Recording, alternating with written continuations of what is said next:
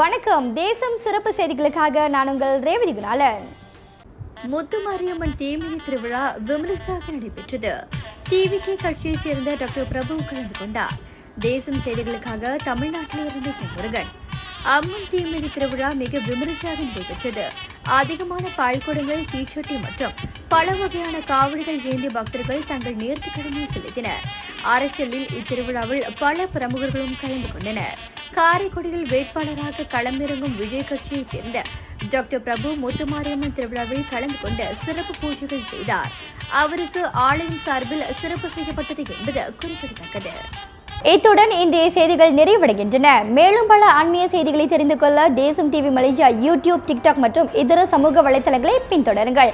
உங்களிடமிருந்து விடைபெறுவது நான் உங்கள் ரேவதி குணாலன். மக்களோடு தேசம், தேசத்தோடு மக்கள். நன்றி, வணக்கம். ஒரு வீட்டுக்கு ஒரு பட்டதாரி எனும் நிலை போய் ஒரு வீட்டுக்கு பல மருத்துவர்களை உருவாக்கும் நடவடிக்கையில் இறங்கியுள்ளது எய்ம்ஸ் பல்கலைக்கழகம்.